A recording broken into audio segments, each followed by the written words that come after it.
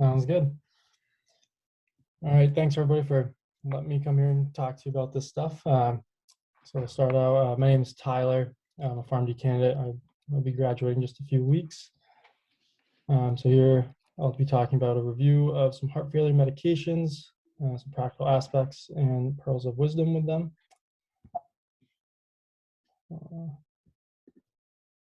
So some objectives to get through.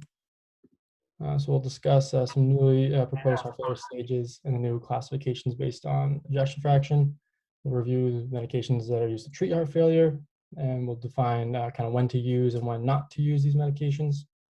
And we'll also evaluate drug costs a little bit, and then explain some ways that we can help reduce the prescription costs for our patients.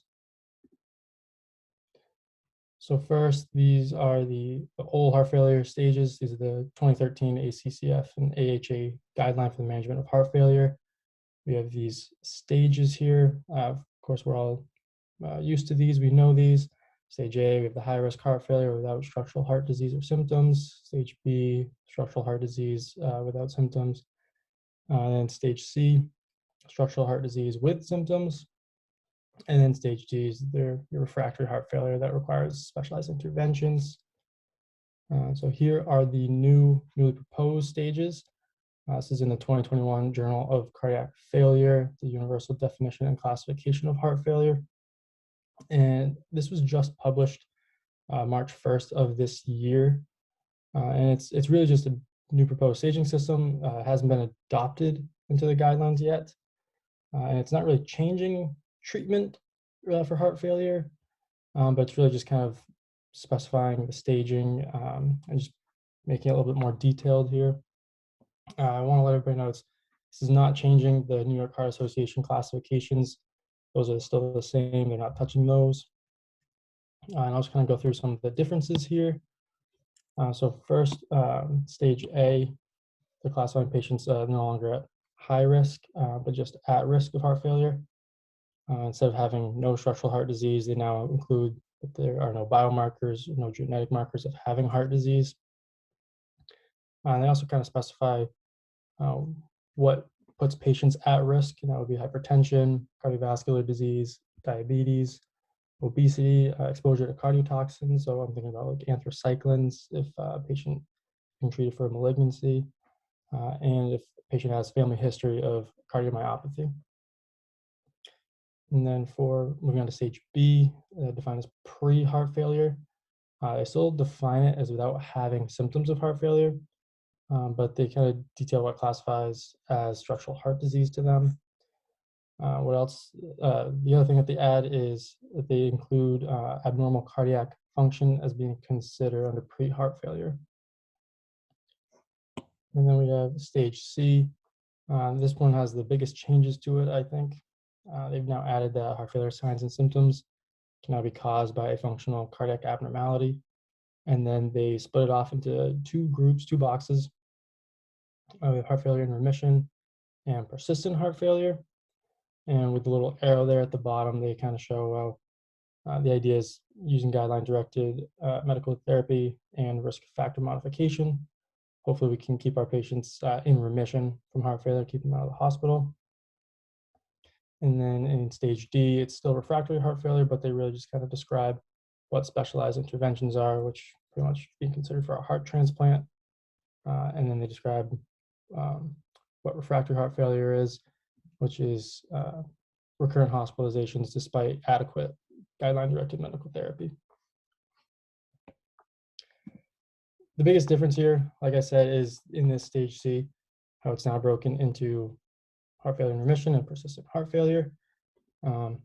Regardless, we still use our goal, the guideline-directed medical therapy, to keep patients in remission and hopefully symptom-free, keep them out of the hospital. Something else that they also propose in this article is these new classifications of heart failure according to the ejection fraction. Again, this isn't changing the New York Heart Association classifications. It's really just kind of giving a name to these groups of patients that are kind of in that no man's land between the ejection fraction of 40% and 50%. the new name that they give these patients that are heart failure with mildly reduced ejection fraction. And they also have added, or they're proposing to add, heart failure with improved ejection fraction. And of course, it sounds just like the name. They've had a lower ejection fraction, and now they've been increased to hopefully a little bit more normal. And so now I'll get into some medications. We'll first hit these medications that decrease mortality in patients that have heart failure with reduced ejection fraction. And I'll start here with the ACE inhibitors, the ARBs, and the ARNIs. Now I've got a lot of information on these tables, so I'm just going to try to hit the big points, and hopefully I'll save on some time here. So we'll start with the ACEs. ACE inhibitors, of course, they're indicated for use in patients that have NYHA class 1 through 4 heart failure, regardless of their symptoms. And the biggest thing I think of for side effects here is that dry cough that ACE inhibitors can cause. And although it's important to note that it's not an allergy, still most patients would prefer to switch to a different agent. It's kind of annoying to have that cough all the time for no reason. And then we have the ARBs, the angiotensin receptor blockers. These are also indicated for NYHA class 1 through 4, regardless of the patient's symptoms. They have a very similar side effect profile compared to the ACE inhibitors. They have just about the same pathway. Of course, you're never going to use them together. And they can also cause that dry cough, but it's much less common than it is in ACE inhibitors. And the reason that we think that's true is because ACE inhibitors do inhibit the metabolism of bradykinin. And so when you're doing that, you're going to accumulate bradykinin, and they think that that's what causes the cough. And this cough can it can happen with the first dose that the patient takes, and it could also be weeks to a month or two down the road. So something to always kind of keep in the back of your mind when you're seeing your patients. And also, this accumulation of bradykinin is also what's thought to contribute to angioedema, which, of course, angioedema is very rare for both of these classes of medications, but it does happen. And because of back to the bradykinin, angioedema is more common in the ACE inhibitors than it is in ARBs. So something to think about there. And then we'll have our ARNI, angiotensin receptor inoprosin inhibitor. The generic is sacubitril and valsartan. And this medication is approved for NYHA classes 2, 3, and 4 to reduce hospitalizations and cardiovascular death. And now, since this medication does contain the ARB valsartan, pretty much all the same side effects and contraindications will apply to it. For all of these meds altogether, none of them should be used if the patient's pregnant, if the patient has bilateral renal artery stenosis, or if they have an acute kidney injury. And then we can look over on the right side at the cost. So the ACE inhibitors and the ARBs they're very cheap and affordable. They're all generic. Most people don't necessarily have issues with paying for them. Captopril, I would say it's a little bit more expensive. It's not really used outpatient anyway, but it's only because it's taken 3 times a day. So you're going to need 3 times as many tablets when you take it. And then Entresto, or sacubitril valsartan, it's only available as the brand name Entresto, which I'm sure we're all aware of, but it is very expensive. A lot of people do have issues. They run into trouble paying for it. So I'll talk later near the end of the presentation about how we can help to hopefully bring that cost down for our patients. And the great thing about all of these meds, benefit for all 3 of these classes, is that they provide a long-term renal protection for the patient. Initially, you might see that a little increase in the serum creatinine by about 10 or 30%, and it's going to increase over the first about 2 to 4 weeks. But then it will stabilize. It'll normalize itself. I would only start to get concerned from this bump in creatinine if the creatinine gets above 2, or if it starts to increase or if it keeps on increasing after longer than 4 weeks. Then I would kind of start to think, maybe maybe this is harming the kidneys, maybe something's going wrong there. We'll keep that in mind. The biggest point I want to make for these is that ACE inhibitors are renally dosed and sacubitril and valsartan is renally dosed. However, they're dosed differently. ACE inhibitors are dosed based off of creatinine clearance, and sacubitril and valsartan is dosed based off of the EGFR. A lot of times we think of these numbers as being interchangeable, but they're not. These are different.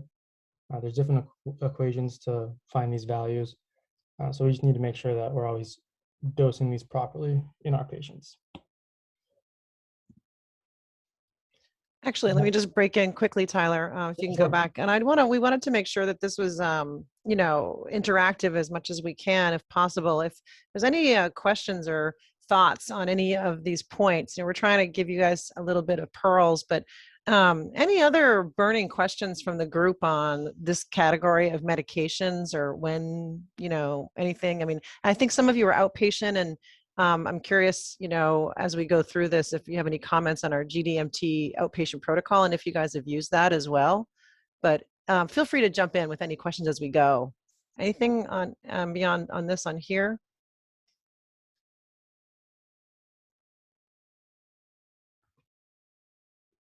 Okay, great. I just wanted to make sure we, you know, jumped in with that. And, you know, and again, our goal is to kind of give you little pearls and different things. But yeah, feel free to jump in. Tyler, go ahead. Sorry. Okay, sure, thanks.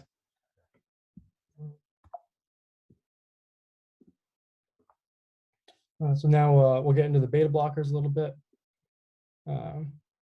So we have our 3 beta blockers that have been proven to reduce mortality in patients with heart failure and reduced ejection fraction. Of course, metoprolol succinate. We have to make sure it's succinate, the extended release, not the tartrate. That has not been, there's not any data for that. And then bisoprolol and carvedilol. Now, of course, we pretty much want to put all of our patients on these as long as they don't have a contraindication.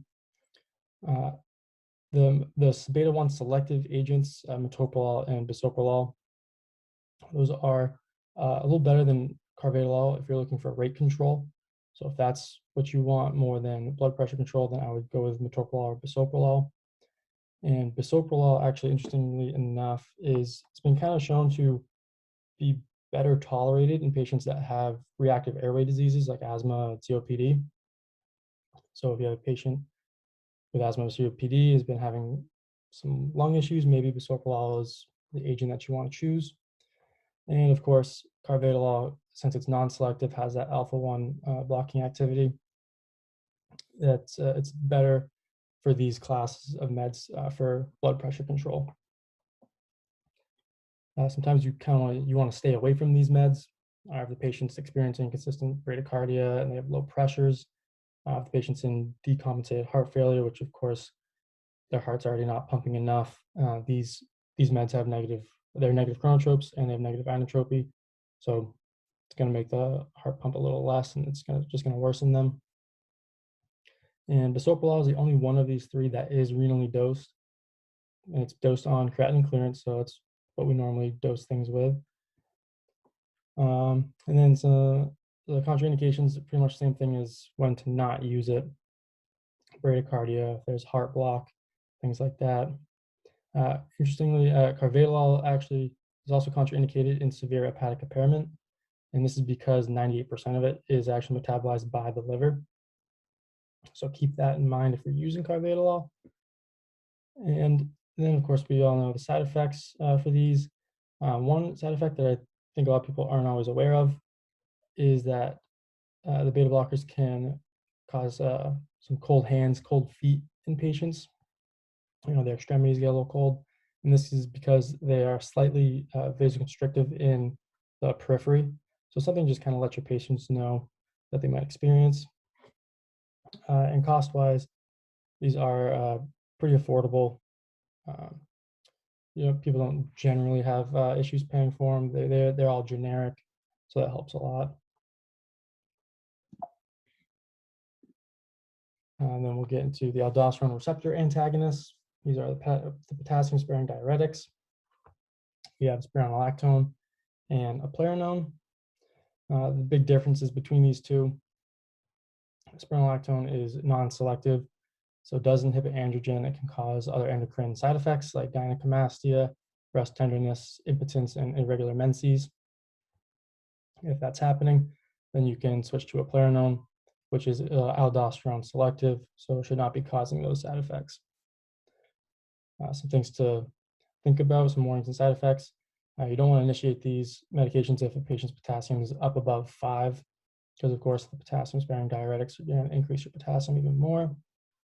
Also, if their creatinine clearance is less than 30, you want to stay away, or if the patient's serum creatinine is above 2 in females and above 2.5 in males, of course, because they can increase potassium and they will bump the serum creatinine a little bit. Now, when to use these meds? So, of course, they are approved in heart failure with reduced ejection fraction in classes 3 and 4, along with using an ACE, ARB, or ARNI, and a beta blocker. And it's also is technically off-label. It's a use for class 2 heart failure. And then I'm sure most people are familiar with the TOPCAT trial. I won't get too much into it, but this trial looked at using spironolactone in patients that have heart failure with preserved ejection fraction. It did demonstrate a decrease in hospitalizations for these patients. However, the p-value is less. It was at 0.04. Of course, our number that we always go for is 0.05. So it was statistically significant.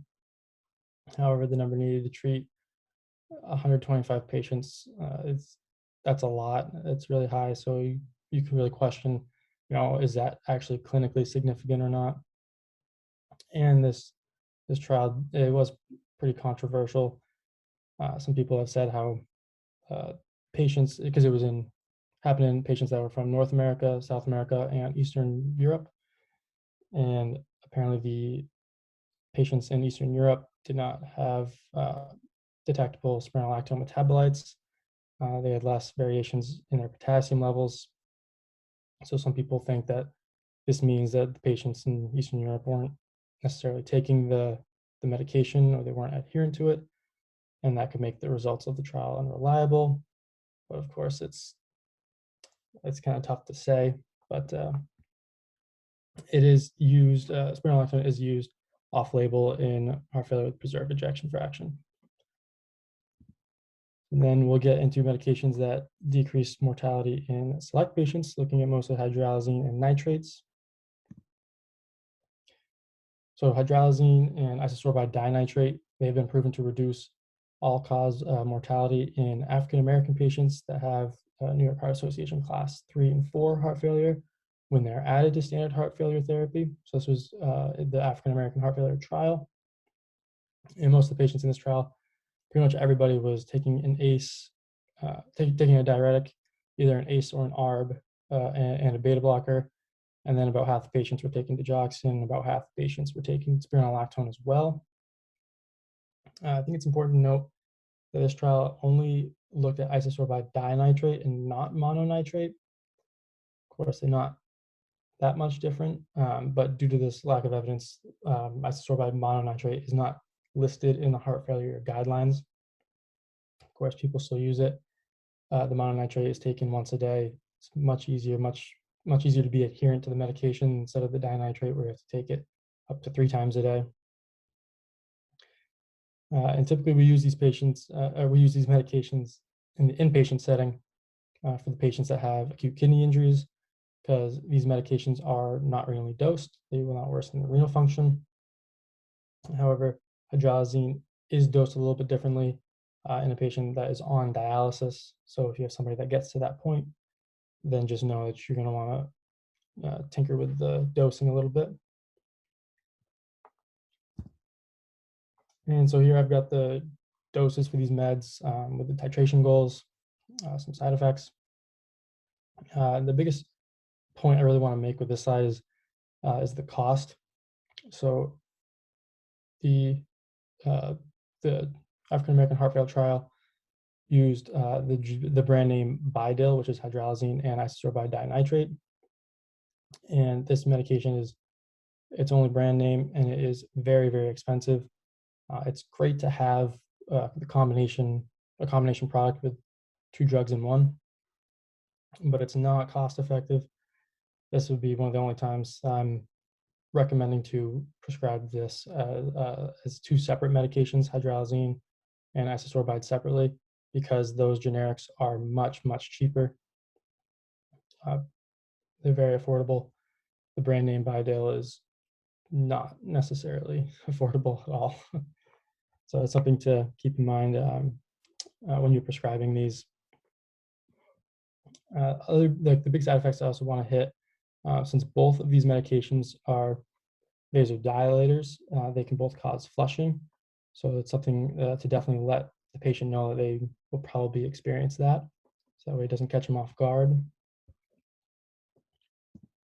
And then I'll talk a little bit about some medications that can improve symptoms and hospitalizations, looking mostly at diuretics and digoxin. So here we got 4 loop diuretics that we mostly use. The max doses that I have there on the slides they're the recommended max doses. A lot of times, of course, in the inpatient side of things, people will require much higher doses than these max recommended doses. The biggest thing I want to make a point on here is that when a patient, so if you have a patient, of course inpatient, that is going to get a drip of a loop diuretic, then you should always give them a bolus first. And think of it as like a loading dose, get them up to their concentration. And also, if you increase the drip rate, you also want to give a bolus. Same thing, just bring that concentration back up. Side effects, the biggest things I think of, ototoxicity. These medications can cause hearing impairment if patients are getting tinnitus, and these are probably the culprit. Other things that these can all decrease potassium, so just monitor the need for potassium supplementation. Just give them 20 to 40 MEQs a day of potassium, and it should be good to prevent hypokalemia. And then getting into cost and when to use ethacrynic acid. All the other loops are cheap and affordable. Ethacrynic acid is not affordable. It's not cheap. Just one 50 milligram vial of ethacrynic acid is about $4,500. And of course, it's the least potent IV form that we have as well. So you should really only use these patients when there is a true self-allergy. If it's something, the patient feels a little dizzy or something that's not a real allergy, they're fine, they can get through it. Like, it's very expensive to use ethacrynic acid. So we really only reserve that for people who absolutely cannot tolerate a sulfonamide. Tyler, I have a question for you. Yeah, of course. As far as, so thank you also for putting all the equivalent dosing from Lasix to torsemide to BMX, because that often comes up in rounds quite a bit. Yeah. But one of the questions is is there any guidelines as far as like bolusing prior to infusions, like how much of a bolus you should give? That I actually am not positive about. And do you? Yeah, so I guess what I would say about that, I look at what has been given already and what they've responded to before you started the drip. I also look at how poor or not their renal function is. Generally, if you're requiring a drip, we do sometimes start drips, in my opinion, maybe not necessarily, in people that we just, oh my God, we got to get volume off. And we do, but maybe they've been sort of like diuretic naive and they would likely respond very well to intermittent dosing. But in those people that are pretty poor renal function, I would consider them sort of, your average, your heart failure player that's like a recurrent admission. They've been on diuretics a long time. They've got some diminished renal function at baseline. You're probably going to be giving a minimum of 80, more like 100, 120. And if, you're not getting any urine output really out with your initial dosing strategy, then we go from anywhere from 120 even up to like 180, 200 as a bolus. But I do individualize that by how poor the renal function is and their prior response. Does that answer that question? Yes, it does. Thank you.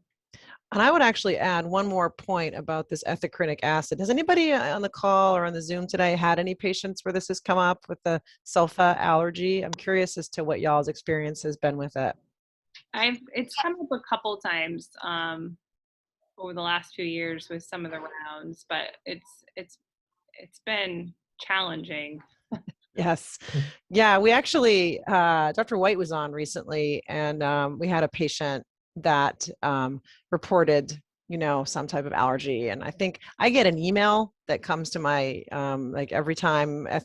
So not to play big brother, but I get an email individually anytime anybody orders ethicrinic acid. So somebody will be following up. If it hasn't been me, then I will eventually follow up, because it is crazy expensive. And really what we have learned is that most patients really, even if they have like a sulfa allergy, or they've got, some severe sulfa allergy, it is not cross reactive for the most part. We did have a patient who did say that she, had a reaction to a loop, whichever she got, furosemide, I think it was. She was a very elderly patient, the last one we had. And, we do always want to go in. I would encourage go in and really query that patient, because we're really doing those patients a disservice, not only financially, but going forward, if we continue to, it's not the best loop diuretic by any means. So we're really doing them a disservice if we don't really try to get a handle on what happened before. Interestingly, this very last patient that I can recall we actually, Dr. White went in and did a thorough history, and kind of, she was very clear and very astute about her history, and did feel as though she had difficulty breathing and things like that. So we actually called allergy in, and we actually did do a kind of a desensitization on that patient, if you will, with using small doses of the loop diuretic. And, ultimately, she tolerated it just fine. We used Bumex, as I recall, and she tolerated it just fine. And so again, I think I go back to the fact that she really never really had a true documented allergy to it. Now, in hindsight, looking back, in my opinion, and in that situation, if we feel like we have to desensitize, now she can never come off the Bumex. Technically, it's kind of like how we do aspirin. Once you desensitize someone to aspirin, they have to stay on it. They can't come off. That's a disadvantage as well. So I would definitely challenge all of us to make sure we get a good history on those folks. Sorry for waxing profound on that. Any other comments from the group on that? And if not, I'll let Tyler finish. But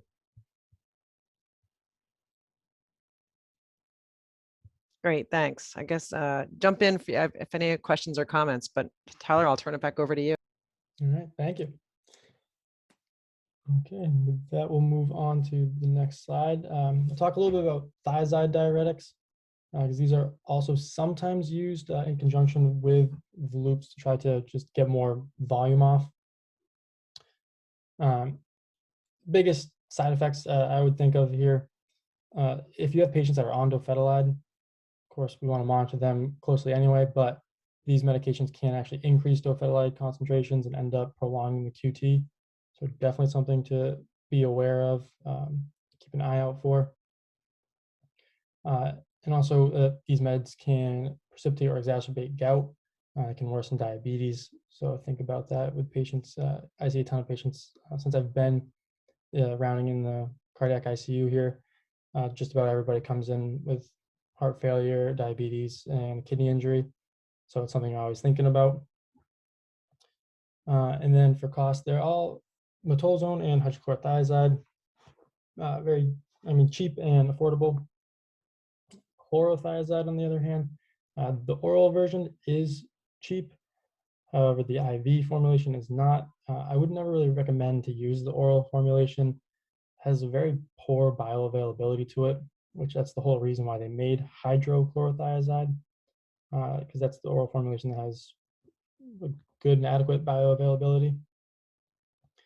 And something else with these meds, when they're used in conjunction with loop diuretics, some people think that there's kind of a mechanistic idea of using the thiazide 30 minutes before you use the loop diuretic, and that's going to increase diuresis. I have not come across any data proving this, stating for or against it. Um, as far as I'm concerned, I don't see a big need to do this, to wait the 30 minutes before you give a loop diuretic. Uh, if a patient needs their diuretic dose given, I don't see why we should really wait for it. So I would recommend to just give them together. And then we'll talk about digoxin. Of course, it doesn't improve survival, but has been proven to reduce heart failure-related hospitalizations. Biggest thing dosing-wise, if a patient has creatinine clearance of less than 50, you're going to want to decrease the dosing frequency, dose or the frequency. So keep that in mind. Of course, we don't want to cause toxicity with digoxin, has a low therapeutic index here. Also, for drug-drug interactions, if you're starting a patient on amiodarone or dronedarone and they are taking digoxin, you will want to reduce your digoxin dose by at least 30 to 50%. This is because amiodarone does inhibit CYP3A4, which is the enzyme primarily responsible for metabolizing digoxin. So of course, this can increase your digoxin concentration. And if you do see that, if it does happen, the classic toxicity symptom of digoxin toxicity is having that blurry vision, some greenish yellow halos that happen around light. That's kind of further into it. Initially, patients may have just kind of GI upset, nausea, vomiting, diarrhea, and then it will progress into the vision problems. Some ways to kind of help prevent this digoxin toxicity: just keeping the potassium elevated between 4 and 5, and keeping the magnesium up above 2. So in a patient on digoxin, you always just want to check these labs anyway. Give them a couple doses of potassium or magnesium if they need it, just to keep them above those levels. And cost-wise, digoxin is fairly affordable for patients. So now I'll talk a little bit about the newly recommended medications, the SGLT2 inhibitors, sodium glucose cotransporter 2 inhibitors. MainMed has empagliflozin on formulary, so this one is the go-to. The biggest thing with these meds is that they are all dosed pretty specifically on renal function, and they're all dosed based on eGFR. So again, that's something we're obviously used to creatinine clearance, but these are based on eGFR. It's really not recommended to initiate these if a patient's eGFR is below 45. It gets a little fuzzy about if you should or shouldn't, but it's not recommended to. Some other things some people may not be fully aware of. As of August 26th of last year, the FDA did remove the black box warning for the risk of leg and foot amputations, which was there for canagliflozin. This is still a warning on all SGLT2 medications in that class, but they did remove that black box warning. Really, the data for the risk of a leg and foot amputation wasn't necessarily great, so they did take it off as a black box warning. Other warnings for patients on these, we got to keep in mind that these meds were initially used to treat diabetes. That's what they were first studied in. That was the goal for them. So if you have a patient who is diabetic, these can potentiate some hypoglycemic effects of insulin. So you may need to reduce their insulin dose a little bit because you don't want to cause them to be hypoglycemic. And these can also, they have a risk of UTIs and genital fungal infections. Sometimes patients can't take these meds because they get recurrent UTIs all the time, and then we're just not really helping them at that point. The biggest thing I think monitoring wise is the euglycemic diabetic ketoacidosis. This happens because these meds actually will decrease urinary excretion of ketone bodies. So you'll build up ketones, which can put you into acidosis, but you'll have a normal blood sugar. And because of this, we want to hold all SGLT2 inhibitors at least 3 days prior to a surgery. because there's an increased risk of ketoacidosis after the procedure is done. And you can restart these meds once the patient gets back to their normal oral intake, back to their baseline, and then that risk of ketoacidosis is lower. And the great thing with these meds is that these have also been shown to protect renal function over time. However, just keep in mind that when you first start these, you may cause a slight drop in renal function. So the study down here at the bottom that I looked at, about the average drop in EGFR in patients happened within the first 3 weeks, and it was really small. The EGFR dropped about between 2 and 6 milliliters per minute. So this can happen, of course, in the first 3 weeks. Progressively, it will stabilize, and it will slow further renal decline. So it may not seem like it's protecting at the beginning, but over time it will. And then I'll talk about the Emperor Reduced trial, which I'm sure most people are aware of. This is what got the SGLT2s approved for use in heart failure with reduced ejection fraction. So patients either, in addition to normal heart failure therapy, patients receive either empagliflozin 10 milligrams once a day or a placebo.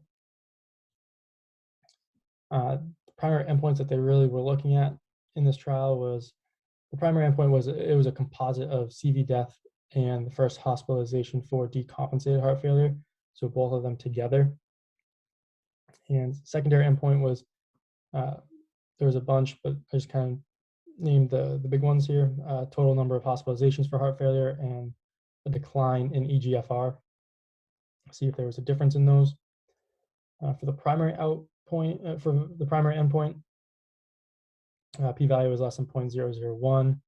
The number needed to treat was 18, so that's great. But I want to keep in mind that the primary endpoint was a composite of CV death and the first hospitalization for decompensated heart failure.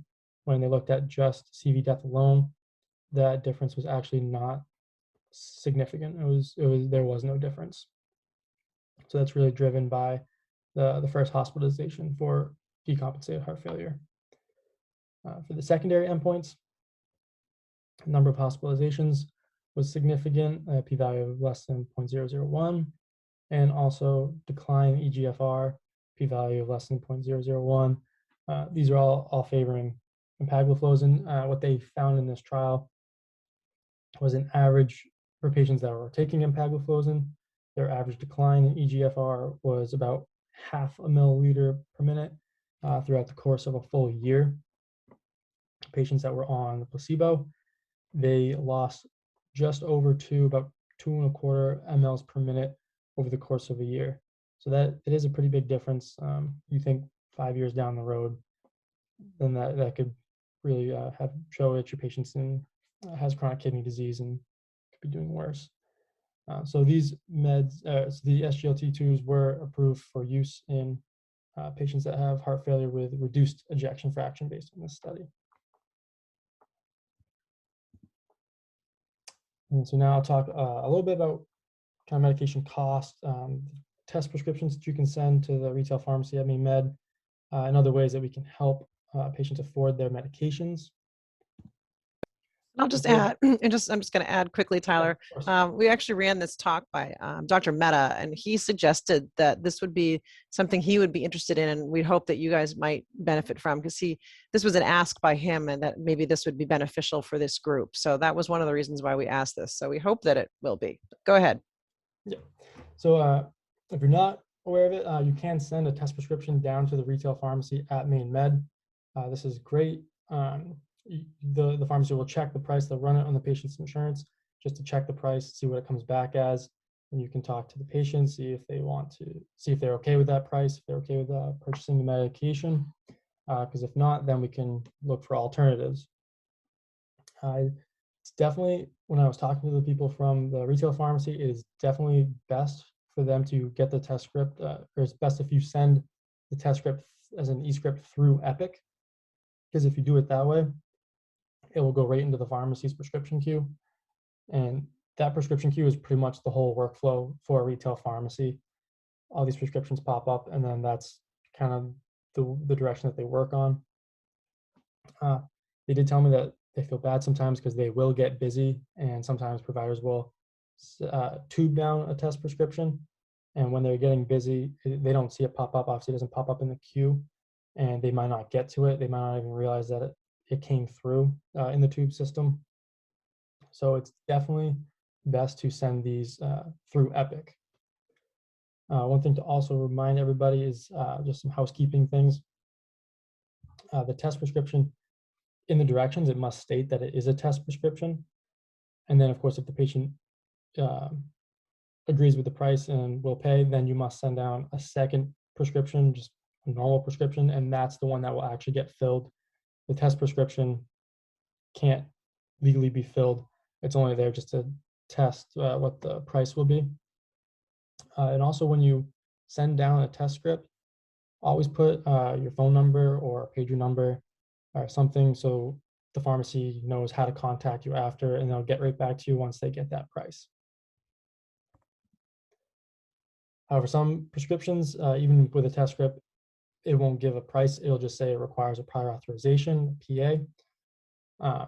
If this happens, the pharmacy will call you back or message you back, however you want to be contacted.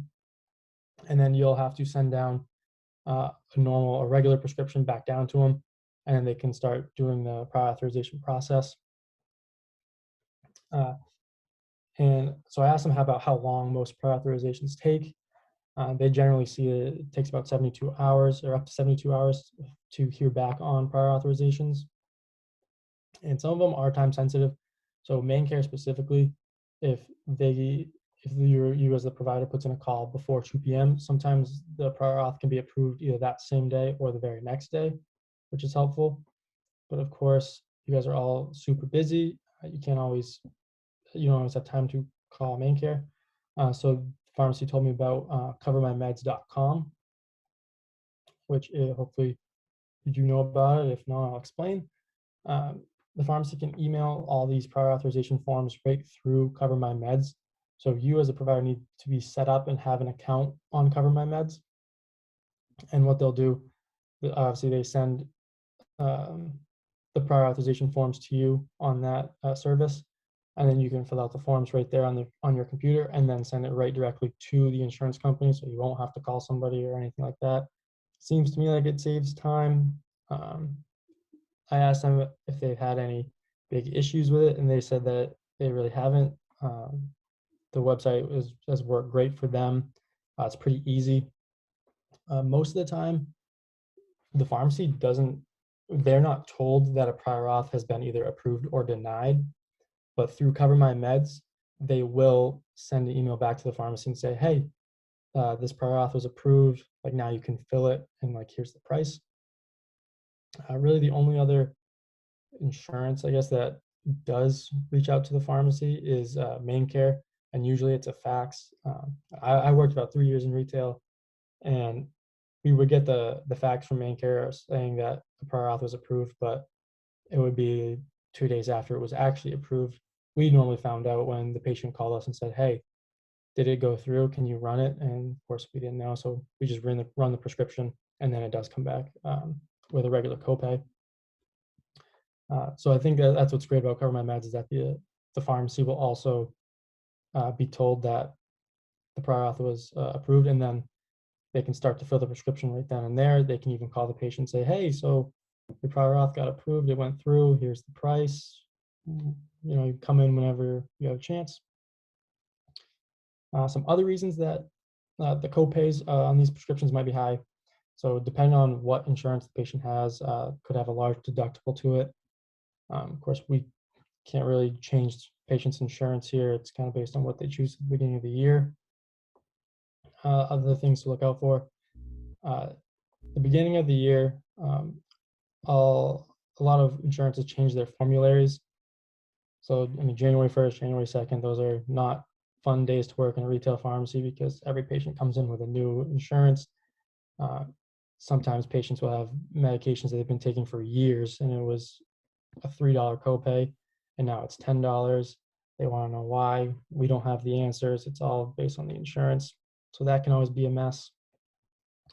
And then There's the Part D donut hole, which I will explain a little bit about. So this is a pretty easy graphic. Not everybody's knows exactly what the donut hole is. It took me a while before I could figure it out and be explained about 6 times about it. So first, we'll start with your deductible. So the patient has to pay their deductible. Not every plan has a deductible to it, but the max deductible in 2020 was $435. So the patient would have 100%, they would pay 100% of the drug cost up until that $435, and then the coverage starts to kick in. And then here, the patient in the initial coverage phase, the patient pays about 15 to 25% of the total cost of the prescription. That's their copay, and they stay in that until they reach a certain amount of dollars that's spent by them plus the insurance company. Now, these numbers here are based on last year, 2020. So they do change each year. So it's regardless, so it'll be about $4,000 spent on medications. And if they spend that $4,000, then that puts them into the donut hole, which is a coverage gap. And here, the patient will be responsible for at least 25% of the cost of a brand name medication and 37% of a generic medication. And this is when, I mean, copays just skyrocket, and a lot of patients are no longer able to afford their meds. Some people do have extra insurance that can help cover them in the donut hole, but not everybody does.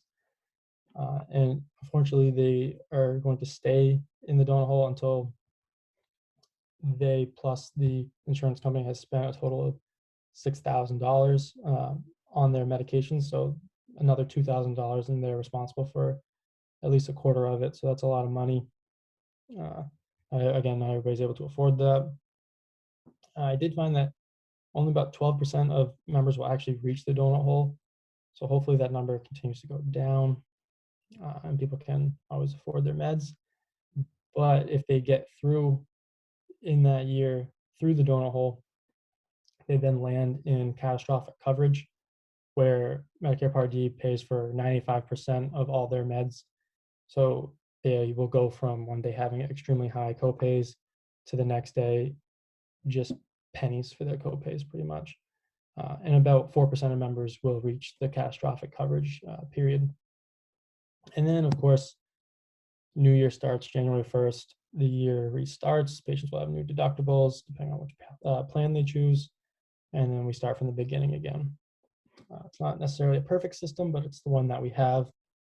So sometimes, even if we can explain this to patients and they can kind of understand it a little more too, that might help them.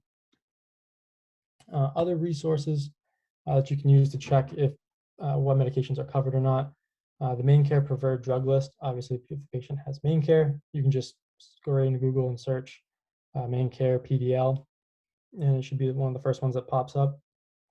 And you can kind of scroll through it and just kind of search for whatever medication you're looking for. You might want to search in both as a brand name and generic name, because they're not always they don't always both show up. So here I could put up how Entresto and Jardiance are actually preferred under Main Care, but they do require a prior authorization form. And here you can actually, if you're online, you can click on these links and it brings you right to the prior authorization form, so you can print it out, sign it, and do what you have to do. And then another great resource that's offered by Maine Medical Center is the Med Access program. And this is really, really great, I think. What they do is that they help assist patients in applying to prescription assistance programs. And all of these prescription assistance programs exist through the drug companies that obviously make the medication. And you can send referrals to the Med Access team through Epic, or you can email right there, the Med Access program at mainehealth.org. Now, I do want to make sure everybody knows that this isn't a quick process. It's not going to be a couple days. It's going to take about 4 to 6 weeks just to hear back from the drug company. So that's 4 to 6 weeks once the whole application is finally completed. So when I was talking to the people at Med Access, they kind of told me that it's best to start this basically as soon as possible. So if you have a patient that gets admitted and you're already thinking you're going to start them on, Entresto or Jardiance, something like that, that's expensive, and they're already having, maybe they're in the hospital because they couldn't afford to take their medications, so now they're sick, and then you can start this med access process right now, because it does, again, takes a long time. Med access, what they do, they'll screen pretty much every program that could decrease medication costs for this patient.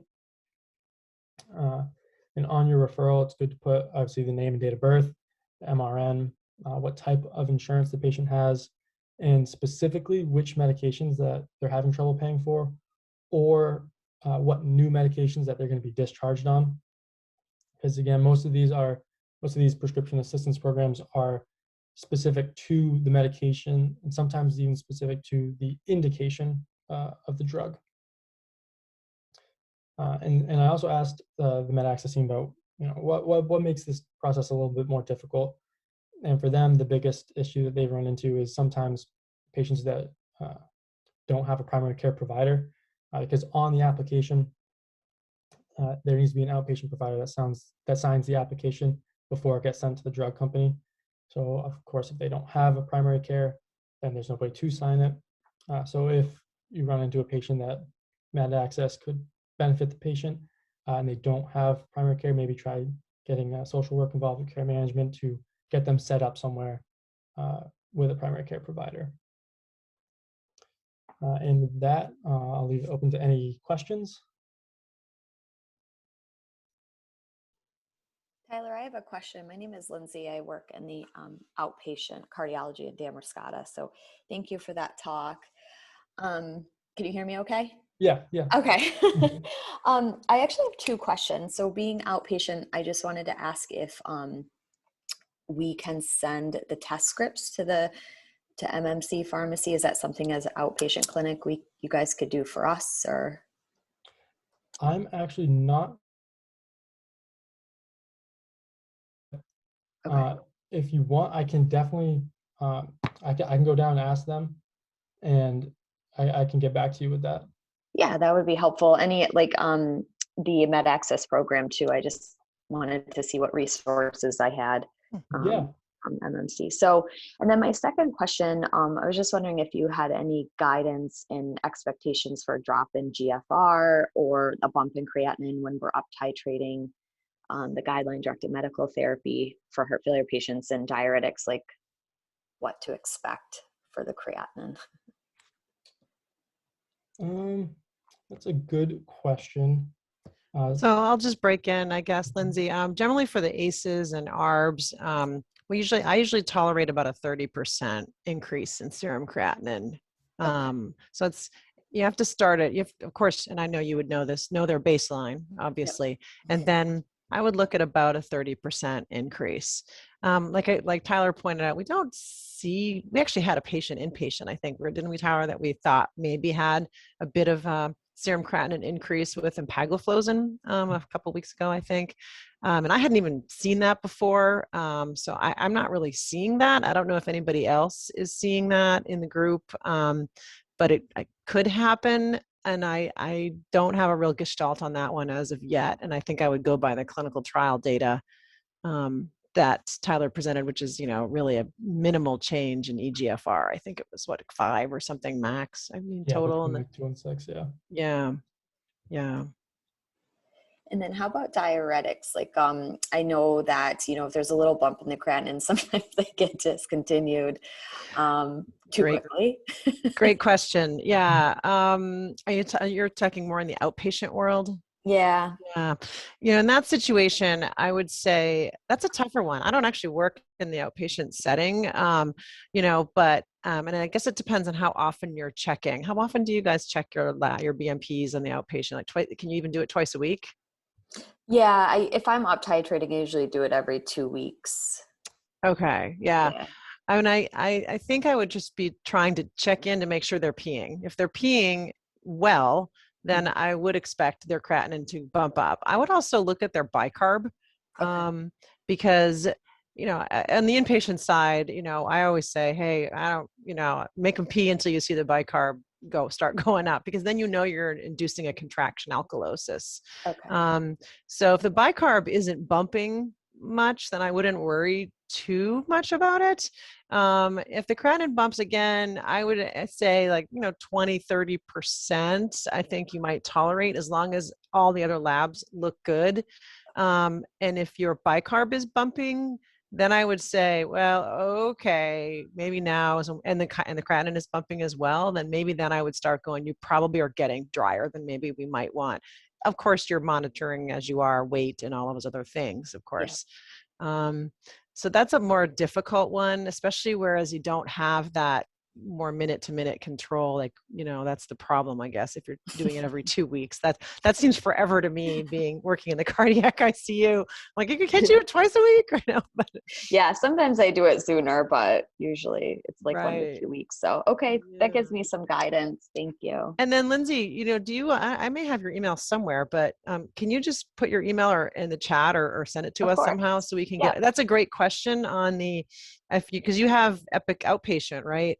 I don't know. We'll have to check back. That's a wonderful question about whether you can use our, to get the prices. I don't know if they would allow that, but we'll check into that. Thanks. I had that same question as well. This is Katie Ryan. I work in the Scarborough Heart Failure Clinic. So if we could use the test script for our clinic, I'd like to know as well. Yeah, let us, definitely shoot us your emails, or Andrea, maybe we can get it all to you, because I have your email, obviously, whichever. That's great. Okay. It'd be good for us to know that information and see if we can't help folks out in that respect. Yeah, that'd be great.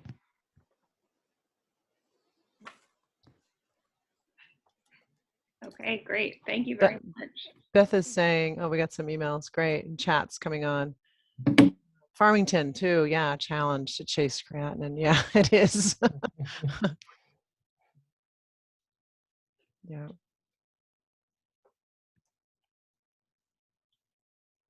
Well, if there's no more questions, I think we're 3 minutes past the hour. I don't want to, but certainly feel free to, and I guess let me just put my email address in here too. I'm happy to be a resource. Oops, where'd the chat go? There it is. Sorry, I'm trying to type it in and talk at the same time.